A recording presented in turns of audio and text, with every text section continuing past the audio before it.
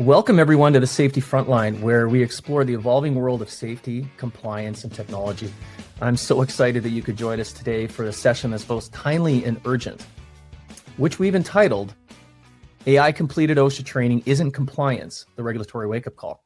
This webinar, of course, is sponsored by Cognisense, where we're redefining what real compliance looks like. Instead of just checking boxes, we're helping organizations make sure their online training programs actually stand up to scrutiny. You can learn more at cognisense360.com. I'm pleased to introduce our moderator today, Jeffrey Can. Jeffrey is an international author and speaker on digital innovation in the global oil and gas industry.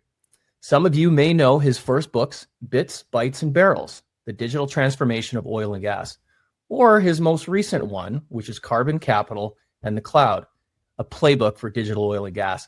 He also hosts a weekly podcast and publishes a popular newsletter and article series that unpack how digital is reshaping energy. And of course, joining Jeffrey today is Robert Day, a 30-year veteran of the health and safety profession and managing director of companies specializing in identity verification and participation monitoring. Robert has seen the evolution of safety training from paper sign sheets to online learning, and now into the era where technology is challenging what training even means anymore. So without further ado, I will turn things over to Jeffrey.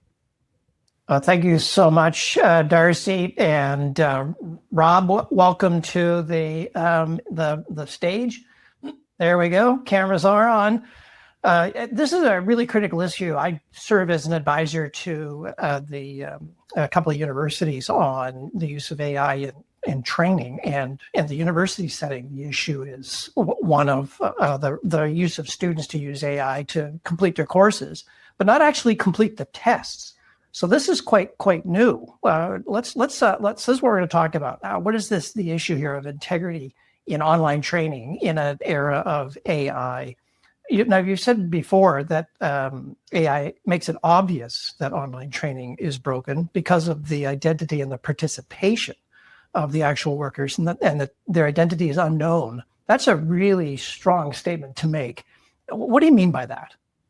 Sure. It's like, if we go back to the world before online training, as far as somebody would come into a classroom, the instructor would greet them, often as far as people would ask, show their, driver's license or something like that if they didn't already know the people.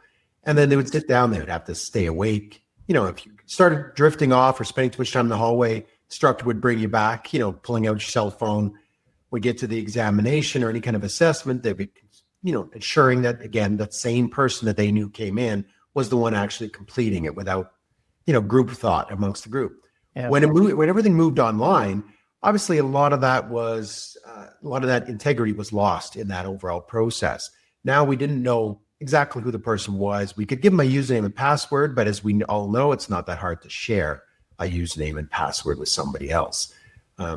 So then we also have to worry that's the login. The identity now was unknown. The participation was largely unknown and tried to address in industry by gating content, doing matching, check your knowledge as you go along. And there's things that were attempted to be done to actually make sure the person's participating. Mm. Then when it comes to the assessment, they're asking the questions.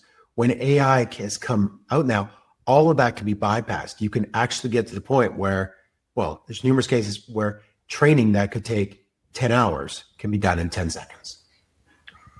Whoa. That's a bit, there's a very strong observations you've made. Just how widespread a concern is this, that individuals are using these tools to circumvent the training? Is it a serious concern? As Darcy was mentioning, I've spent 30 years in health and safety as far as that's, managing risk from being a military firefighter, working in refineries, mines, in the legal process, all of that actually had me highly focused on risk and doing hazard assessment. The scary part here is nobody knows exactly, since the training providers in most cases aren't actually looking for it or measuring for it, and we don't know. I can say a couple of things. We farm out and look at Reddit posts where people are sharing how they're doing this, so we know it's being shared. We also know that there's numerous companies that pre-AI were actually doing this and making good money. We're talking in the millions of dollars as far as doing training for other people. So we know it's an issue. We don't know how much of an issue because it's not being managed. Well, and certainly in the gaming industry, I know that there are bots and things you can use to fake a player and ramp yourself rapidly up the stack of skilled players because the bots are doing all the work for you. I mean, it may have started back then, but I think where it's become a businessy question is around Enron and big tobacco. These are the industries that, when we think back, they turned a blind eye to certain practices happening in their sector. Are there similar practices and patterns now showing up in industry related to this phenomenon of AI use in training? Yeah, I would say I usually call it risk washing, where a risk or hazard is identified, and then we've often most people that have been in health and safety have seen it as far as, okay, let's just provide training on that topic. And now that it's online, that can be very quick. We'll create the content, we'll throw it up there, require everyone to do it, and thereby we've addressed the risk. The fatality that happened last year will never happen again, theoretically. But in reality, it is just a washing of it, because the more of this training comes out, the more people are finding ways to circumvent it, because they, in many cases believe they already have the knowledge. So they don't see a moral issue there. And as well, one of the big things that we often find is individuals are more willing to find efficient ways to get around something if they don't have to involve other people. And now if it's a matter of a prompt that you can ask AI, now it's just efficient use of time. It's not considered anything else. So my best friend ChatGPT is now my accomplice in circumventing training. I didn't really think about that. Let's bring it back to the workers, though. It's one thing if you, say, use a tool to skirt online training related to, say, phishing attacks and cyber incidents, and but those aren't going to endanger someone's lives here. What are the hazards that you've seen where this use of AI to get around training obligations has created something really critical or dangerous? Yeah, and there's so many ways I could go there but I will prompt as far as where I started in my journey was being involved with an incident where a supervisor admitted on the stand to taking the training of his crew. 2 of those people were badly burned over the majority of their body after a tanker explosion. That was on the human side and as we go along, now we're seeing this way easier to actually bypass. Also was dealing with USMWF, USMWD. Yes, sorry, I'll get that. Sorry. So it's a nonprofit organization that actually supports the families of workers that have been killed on the job, type of thing, and talking to them and the mothers there in regards to the fatality situations is expressing how serious this is.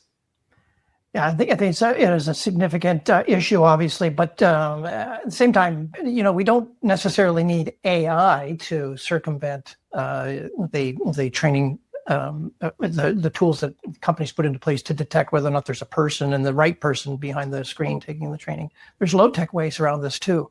Are some of those are those real, and are they significant as an issue? You bet. Definitely some low-tech ways. Often, again, every organization is going to have a very different way of delivering training, different ways, different platforms. And in some cases, organizations, just by changing the file type that their training's in, can make a world of difference as far as mitigating the risk of AI completing it. But like any job site, as far as people need to do a hazard assessment in order to understand, and then just like a job site, redo this assessment every once in a while. In the past, we could have gone a year or 2 without coming back and checking the system. Now with the changes of AI, I recommend probably each quarter at least to go in and check the system. Is it still doing what it was supposed to be doing? Yeah. I think I read somewhere where someone had attached a piece of string to a mouse and put that on an oscillating fan, and the fan's moving around, and the mouse is moving, and the company on the other end is thinking, well, there's a human back there taking the training. I mean, some of these systems are sadly very easy to defeat when it comes to security. Is that a fair observation, or is it much more sophisticated now? It's a lot more sophisticated now. It's a lot more sophisticated that we're not using an oscillating fan and a string. But but the speed, like when you're there, somebody was going through 10 hours of training and they had to use the fan to pretend they were there. Yeah. Type of thing. That's one thing. Now, if you could actually just ask GPT for what I call a cheat code, and you actually paste it in the right spot, and your 10 hours is done Yeah. that quickly, and you got to pick your mark. That's a completely different thing. And I think it's, even though it's more sophisticated, but AI is doing all the sophisticated aspect. All the user needs to know is how to put the prompt where it does, follow the quick directions, paste it in, and hit enter. I see Julia, who's online, has asked a question. What is OSHA saying about this? I mean, this clearly is something that affects their online programming. What is their stance? This nice part, as far as, again, of course, I don't speak for OSHA, and I think that's crystal clear for anybody, but what we can look at is OSHA over the past utilizes the ANSI Z490 standard, as their determination and their explanation of what the best practices for training are. Yeah. They used it for citations. They have in multiple bulletins, and they cite that. That standard was recently updated in the last 12 months. And one of those updates includes items that would address this. One, to all training, health, safety, and environmental training needs to identify the user, confirm their valid participation, and then ensure that there's no technological aids like AI that are doing it for them. So, well, doing it's probably in the right way. Set the standard of the expectation, but leave it up to the organizations who are administering the training directly to make sure that they're hitting those criteria without dictating exactly how to do that. Seems to be it's usually the ideal way. But what I've found with government, if government or regulators, if industry doesn't take the lead and do their part, then they start coming in and being more prescriptive. And is that bar high enough in your opinion, or? I mean, because think about it, this technology just keeps racing on ahead. I in my experience, when regulators set the bar, often the technology just moves faster than the regulator can keep up. What's the sense here? The interesting part, the ANSI or Z490 standard actually used very performance-based legislation, language, I should say, regulatory language there. Yeah.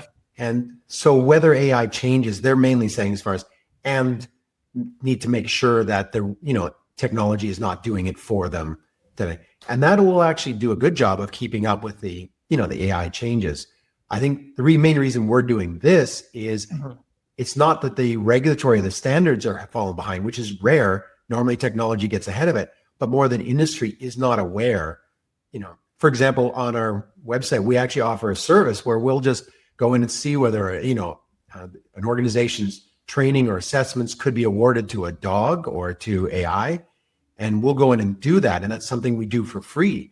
And it surprises people how, we'll get back to them very quickly and say, yes, your system does and will, award training or certifications or designations to a pug, a dog, type of thing, or AI without any human involvement. Yeah, I mean, done as a joke, but I think about it as kind of ethical hacking of an existing training system. You're doing it for the purposes of surfacing a weakness or a hole in the delivery and certification process, not to accumulate false certifications. So that's a completely different matter. But I think the point is, if you can do it ethically, and therefore it can be done unethically, that's really the main issue. Let's talk a little bit about standards. Can you just explain the Z490.1 standard? Some people think it's just voluntary. Is it?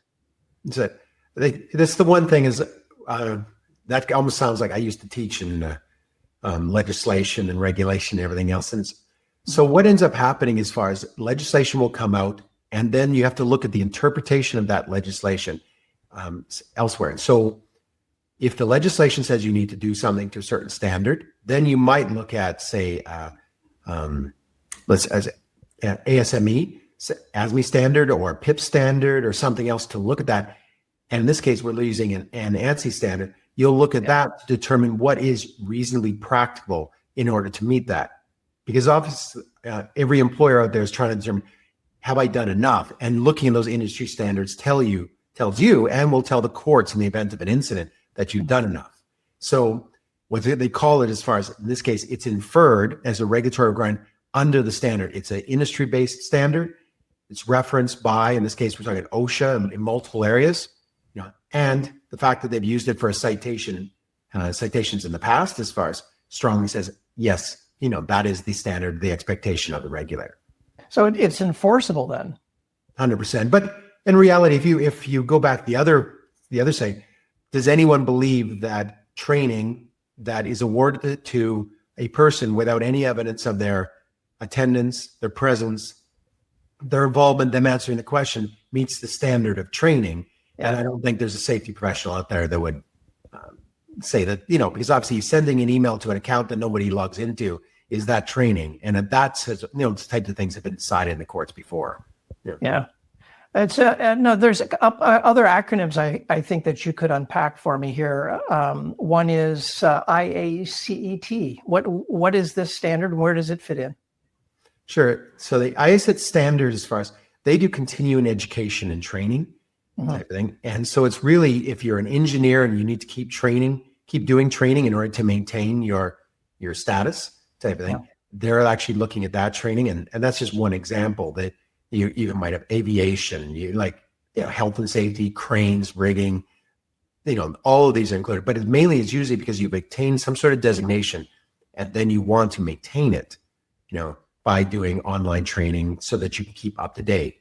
They also went and clarified a situation after they had one of their members got into legal trouble because somebody was getting training that they didn't actually participate in. So they recommunicate, as a leader that they are, recommunicate out to all their members as far as, again, something very similar. You need to know who the person is, and you need to know that they authentically completed it. It's the way you've characterized the challenges here. It's often after the fact when the lack of, or the certification surfaces in an enforcement action or a court case or something of this nature. Is this? I mean, what this says is the certification is obtained unethically, and it's only when there's a failure or breakdown that's when it really comes to surface that the system has been weak. Is that the general sense, or is there a way for companies to test and validate whether or not their training programs are in fact have the integrity they require? 100%. And to be, sorry, 1 second. To be very direct, that's what our company does. We'll go in and validate on a regular basis that their systems are meeting whatever the regulatory or industry standards are, and validating that. And I would say one other thing is that sorry, I need to cough. I'll mute myself for 1 second. It's dry Alberta air does it to you. Had a sore throat for a while. So, but what I would say, as far as sometimes, as you mentioned, as far as looking at the situations that happen, which we're trying to figure, is it 10%? Is it 30%? How many? How often is it? At what point? How bad is the problem? Yeah. And I've used the example before. If we're looking at, say, a blood supply, like so you're giving blood, there's a blood supply, and then you need to receive it. As far as if you find out that 1% of the blood supply might have some sort of problem with it, a disease or something, that affects all of it. And the same thing with training. So if an organization post-incident or is dealing with the regular and needs to say, okay, we do training to manage that risk, the question is, do you do training? And I would say the definition of training, has been well tested now, as far as that in order to be training, the right individual needs to receive it. Yeah. And they need to complete it. Well, it would seem to me, if I'm going to think like a litigator here at the moment, and so your organization has been an accident has happened, and you're now on the stand and trying to defend your company's training program, and we determined that training was not completed the way it was supposed to have been done. It would be in my best interest to discredit your entire training program, because that would maximize the size of the penalty that you're about to incur. So from an insurance and litigation standpoint, the consequences here can be really, really high if you don't get this right. Yeah, and that's not what you're talking about there is not hypothetical, something that we've already worked with organizations that it's sometimes safety councils that had that situation. There was a fatality and the lawyers came immediately and said, is there any way that we can prove that the person took the training? And it was back to now the safety council has to answer the question as far as whether they have systems in place, or whether they just say, as far as, well, we have a username and passcode, which more or less means the answer is no, we can't verify that the person actually took the training. Yeah. Very, very painful. I know with the BP Macondo well disaster from several years ago, one of the keys was to discredit the in terms of the funding going out. One of the keys to the whole funding model for getting suppliers involved and supporting their efforts to clean up the Gulf was to discredit the entire funding mechanism, and the consequence was huge penalties to the companies that were involved. So again, this is not a real thing. It's a real thing. It's not like a hypothetical. There was a question from Julia again here. So what is OSHA saying about all of this? And what's the impact on the online programming delivery? Are these training providers? Are they moving training providers to become compliant with the standards, or is this still an evolving area? Again, can't speak for OSHA, but as far as I know, there's been interest in this area.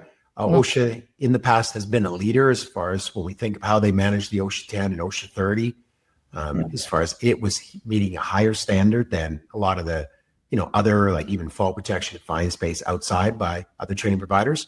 As far as I know, they're aware of it and type of thing, and there's some investigation into just understanding what the issue is. Keep in mind as far as how fast this is moving with AI. Normally, we're used to regulatory changes and standards that might take 3 to 5 years. If not longer, yeah. We're looking at situations that are evolving in 3 to 5 months.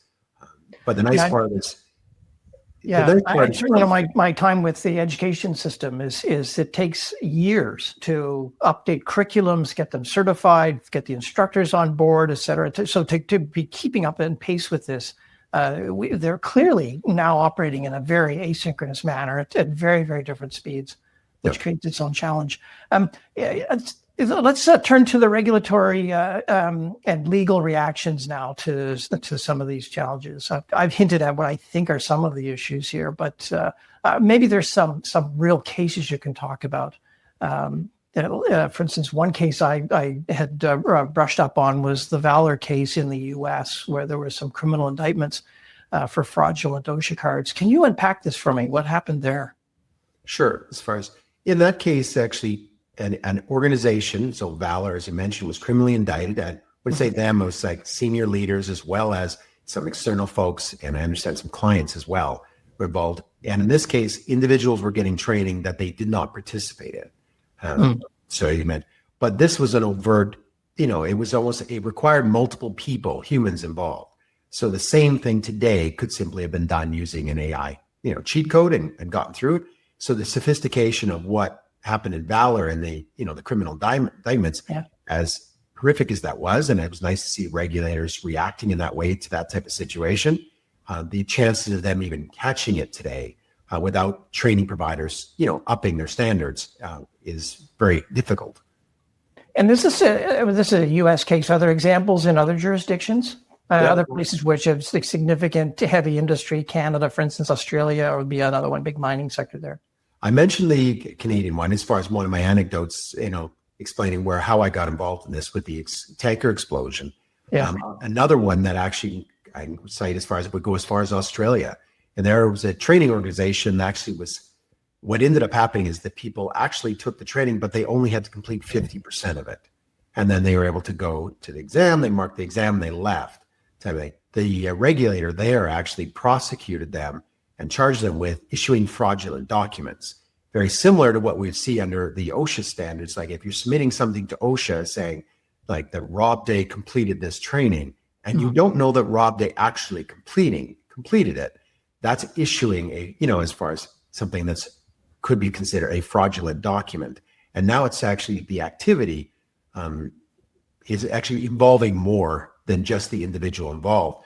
Now, whoever's designing the system knows that, or is more becoming aware that they're issuing training to individuals that they have no clue. And that's where our example, why we're using Phoebe, the pug type of thing, is an example of this, so that it sets out the issue as an example as far as if your training can be awarded to a pug, that means you don't have an understanding of who's receiving your training and whether they're even human. Yeah, so that's not just the employee who should have taken the course, obviously, who's in some trouble here, but the entire organization is now at risk because of this. I think Steve puts out a comment on that he'd be interested in hearing about some solutions here because, and I think he's just flagging some safety orientations may be at risk. What are some solutions that you might offer to organizations so that they deal with these issues? Sure. And actually, to give you an example, we did it at a request of an industry organization. We went through 50 different site orientations to see how long it would take to actually go through them. And it should have taken, because these are all site orientations of different links, it should have taken around 9 hours to complete from start to finish. And it was all able to be done in 20 minutes. And all were issued as far as. So yes, Steve, you're right, as far as industry orientations are very much something that need to be addressed. As far as solutions, nice part is talking to safety professionals. If I were to say, I'm dealing with a chemical, what's the solution or how do I mitigate dealing with a chemical? We all understand that as far as different chemicals, different gloves, different, vapors coming off it. There's different ways of managing it. Same thing here, but I would say that it's a simple way.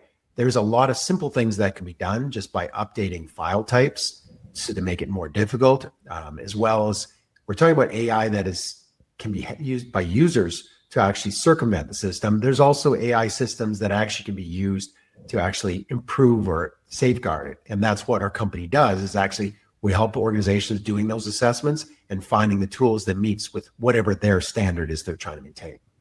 Yeah, I think in the worst case scenario I can imagine is having a CAPTCHA screen. Every 30 seconds, please pick all the squares with bicycles in them to make sure there's a human on the other end. That would drive people bananas. But that's the kind of mechanical way we use to detect whether or not there's a person on the other end of the screen. There must be other methods. Rolando asked a really interesting question. Can you explain cheat codes? And how they actually work? I know there's cheat codes in games, and I've seen cheat codes in various other online products that you might use. The codes to get you, say, a discount. But what's a cheat code in a training course? All right, so I need to be careful here because I don't want to become part of the problem by explaining on the internet How to cheat. How to cheat. Here's part. Yeah. The best way to say is like when. The majority of training, health and safety training files are usually put into some sort of file format. And these file formats actually will play, and then they send certain information back to the training company and saying that as far as that you answered this question correctly or that type of thing. Some of them actually will batch that information and send back just the one result saying, as far as that Jeff completed it and it's 100%. And then I know there was, like we talked about time limits and knowledge. So everything, the system was designed to say, you need to answer these questions, do these matching and everything else. And you're doing all that. And only at the end, there's only a very limited information goes back to the other server. It's because the assumption is they couldn't have gotten there if they hadn't done the other things. Oh, sure. Yeah. But AI can give a cheat code that can be pasted in and will tell the system all these other activities. Videos were watched, matching, knowledge check, these were all done, and it shoots it back. And then the server goes, wonderful. As far as the person completed the training, they got 100%, and it bypasses the whole bit. But that's something we normally, we can definitely help organizations and explain more in one-on-one interactions, but we are very much not wanting to do anything, explain things like that over social networks. No, that exactly puts you directly in the place of becoming part of as you say, part of the problem. Now, Susan asks, are there solutions out there that we can do that are not, breaking the bank or very, very costly? Are there some inexpensive ways to solve some of these challenges? Yes, and I think a lot of people, when they think of, trying to find solutions, often because a lot of people come from an academic background, they'll think about what the universities are doing when they're doing full proctoring and that, as far as a live proctor watching everyone, which would completely break the bank. As well, these systems need to be completely accessible and work on cell phones and everything else for a mobile workforce. And the quick answer is yes. With AI, there's AI tools out there. We review and vet multiple of them on a regular basis that are actually doing exactly that. And we've seen it, let's just say in a lot of times we're talking about whatever the pricing is, it ends in cents, not in dollars. So as far as, which is nice. Whereas in the past, you'd be talking in tens of dollars, as far as two-way full proctoring, not to mention that would create service issues and disruptions and scheduling and everything else. And all that can be done without. Use AI. Organizations need to use AI as an aid, not just, because it's a tool. It depends how you use it. You could use for good and bad. You've mentioned willful blindness a couple of times now. How does that apply here to training providers? Because it implies that they're aware there's an issue, but they're turning a blind eye to it. Is that fair? Yes, that came up in an article as far as the lawyer was talking about willful blindness. I'll mute one more time. I'm going to have a glass of water because my apologies to everyone. So, but yeah, so there was a health and safety lawyer that actually wrote about this and talked about willful blindness. And more or less what was coming across is the idea that organizations can't just turn a blind eye to it and say, as far as I didn't know. And it's like, but I think now with all online training, we can even see with the questions that are coming in, it's no one's going, oh my good, you mean somebody might share their user information? It's like, or you mean somebody might not be watching the video or ask us out, or, it's like our industry, we're well aware that can happen, as far as, and has happened in the past. So as far as that now, the advent of AI and the other things, we talk about cheat codes, but even AI agents that are can actually go in and navigate. I'll give an example as far as my organization gave me 30 pieces of training that need to be done. An AI agent can go in there and navigate the menu system, complete all of them, and just let me know it's all done. Yeah, well, I think we are entering an era where we will have AI against AI here. So the use of AI tools to block people from using AI tools to circumvent the training they're supposed to take. It's a cost on cost, really, unfortunately, yes. But it's part of the challenge. Anshu asks a question: how can AI-driven impersonation in compliance training impact overall workplace safety and liability for the employers? Yeah, I think you've touched on this already. There's litigation issues will surface, insurance. What are some of the other impacts you've seen? And I think when he talks about safety and liability for employers, raises a very good point. Like, who is responsible for this situation? We could say that the worker is the one that might be engaging AI to actually complete something. But we've seen the courts saying in the past, as far as OSHA legislation says, the employer shall ensure, the employer shall, people are trained. It doesn't say the worker must be trained. And we've seen in litigation, as far as if the worker's not appropriately trained, that's an employer issue. So it's not the worker, but so the employer has the ultimate liability when it comes to if their workers are not trained, and if they are trained, that they need to be able to demonstrate that they've been trained. The sad part is most employers actually rely on outside training organizations to provide that training, which means why they say it's sad, they're losing a little bit of control over that. So if they have external training organizations that are doing it, they need to ensure that those training organizations are actually keeping up on, technology, that thing. And there is a little bit of a discussion in the world of regulators as to whether training companies are suppliers. If they are a supplier, they can be cited and charged under, regulatory enforcement. If they are not, then that would go out to a liability side that employers would be able to sue training providers in the event of something happened. And it turns out that the training they purchased never was counted as training at all. Yeah. Brent asks a question here: are the online OSHA training providers already on board with these new standards and becoming compliant, or are we still seeing some providers who are operating under the don't ask, don't tell policy? If we just assume everyone is following the ethical rules. We know because a couple of them have contacted us and we're working with them as far as there's some that are actually actively working to actually meet the new standard, to block AI tools and verify the identity and that type of thing. So it's covered there. But to my knowledge, none have gone, live with the system yet. It's a race here quickly to see who does it. Because again, on their side, the last thing that a OSHA 10, OSHA 30 provider would want to do is have OSHA restrict the online access and employers themselves. Online training is a great tool. It allows training to be done by anyone at any time, multiple languages, and we don't want to lose that. Well, I think that's part of our culture now is online all the time, anywhere from anywhere at the employees' availability and their time and place where they wish to be trained. You have to, organizations feel a responsibility to service that requirement and not force people to have to be in certain places at certain times. So the tools do make it very cost effective in terms of training delivery.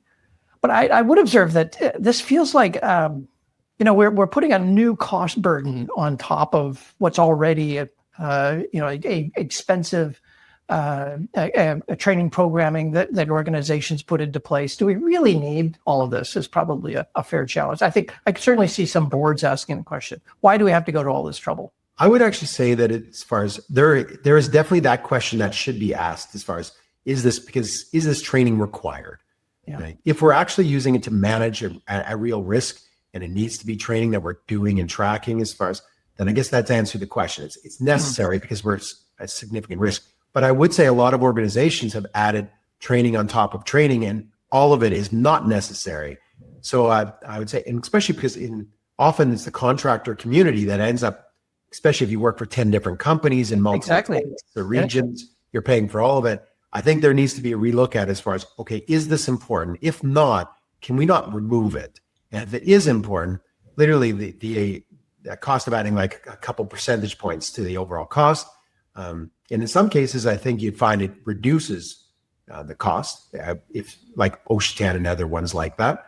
Let's leave it there.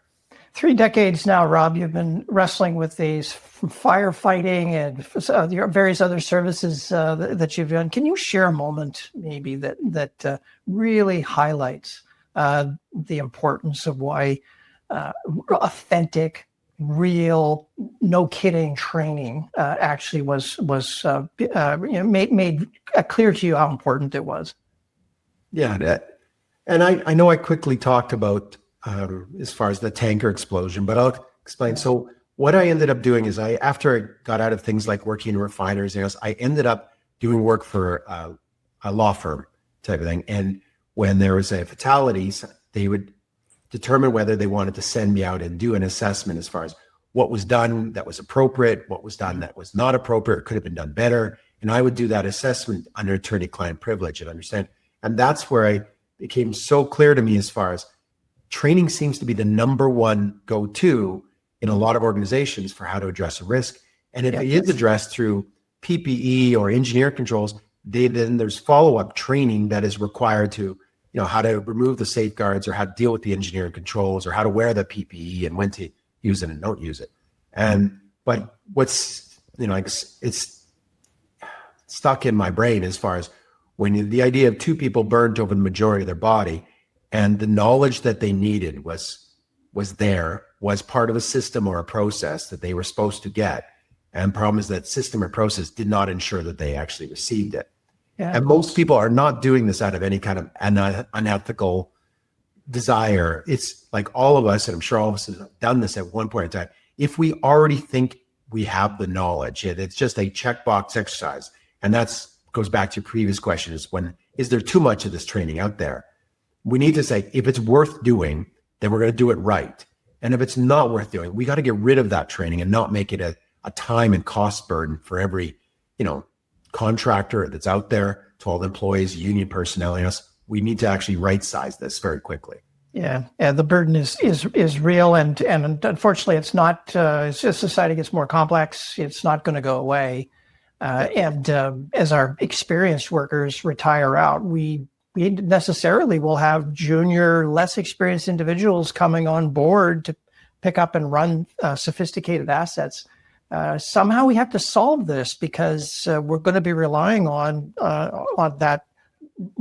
Call them green beans, as we used to call them in Australia. Green beans doing things that green beans probably need more supervisory support for, and lack of training is going to be one of the problems that the world will face if we just putting people into harm's way thinking we've done the right thing, and only to discover that it's proven to be inadequate. If we fast forward 2 years, what do you think, and what do you hope will be different? I hope we see that the ANSI standard has actually been implemented across the majority of training, that organizations that are providing training are being asked by the employers to meet the ANSI standard. And we just see some basic, I don't think we need to go crazy. We need to go back to the basic classroom standard. We identify the individual, we confirm their participation, and we remove the ability to use any kind of AI tools to just do it for them. And stop there. I don't think we need to, like I'm saying, go out to NASA or anything else, that makes sense. Yeah. Well, I also can see down the track, we will have more autonomy and more self-managed assets out there, which will certainly help. But it's not always the right answer either. It is to step back and fix the training programs that we have in place. A couple of questions here. Where can we find more information about this dog named Phoebe, who's accumulated a set of the certifications? Where was you mentioned this? What is this? Was in the news this week? Yes, it was in the news. Actually, I ended up getting called into by a couple of news outlets, understanding how it's possible that a dog could get serve alcohol or get nuclear gauge training or forklift safety training, this type of thing. Yeah. And so there's questions being asked, which I think is a very positive sign that the questions are coming out. To answer the question, as far as come to our website, you can see the information on there, as well as the opportunity. If you'd like us to do just a free check of your system, we can do a quick free check to give you an idea. Is this a risk, or how much of a risk are you facing? Yeah, that was a question I think that Bill had asked earlier on. How do we find out if our training courses are at risk? How do we even know? And I think you've highlighted get a third-party auditor that can do an ethical review. And by that, I mean, you can intentionally seek to circumvent your existing controls for the purposes of surfacing where you've got some weaknesses that you can then go fix. So, but I would say, and doing that in a way that's reasonable. Like, there's always a high-tech way of going after it. We need to use the ones that are commonly found on Reddit and that are expected to, because like as somebody trying to break in somewhere, if you have enough time and money, you can, what are the easy way? If a cheat code is a good example, if I can save 10 hours and change it to 10 seconds and it's shared on Reddit and other forums, that's the type of thing we need to be looking at. Yeah, come to our website. They get into just a couple of URL, some username and passwords, and we'll just go right into that and send you and get you back the results. Let's close off with just one last question, Rob. If there's one takeaway out of all of this, one message you want people listening to this to kind of get it cemented in their heads, what is that message? To mitigate this is not costly and is not difficult, but like doing any kind of hazard assessment, you need to be doing the assessment. You need to look at it and understand what your risks are. But a lot of times, when it's new in tech, it's always, this seems so difficult. And a lot of it, we've had companies that have changed their system and improved their system dramatically in seconds just by changing file types. Yeah, little things like that. Rob, thanks so much for this really interesting discussion. A little frightening at times, but sobering, I'd say. But a great conversation on this particular issue and this industrial concern. Thank you so much. I'll turn it back to Darcy now. Thank you very much. Thanks, Jeffrey. Well, that brings us to the end of today's session. A huge thank you for Jeffrey for moderating and Robert for sharing decades of experience and a clear-eyed view as to how AI is threatening and reshaping the compliance landscape. If you take away one thing today, it's this. AI is not just changing how we work, it's challenging how we prove that we work, and training are being done safely and authentically. For those of you that have joined us live, thank you very much for the participation and the questions. If you missed any part of the discussion, a full recording will be available soon. To keep the conversation going, make sure you join us on LinkedIn or visit us anytime at Cognisense360.com. On behalf of the team at the Safety Frontline, thank you for tuning in. Stay safe, stay compliant, and stay ahead. Cheers. Bye for now. Bye-bye.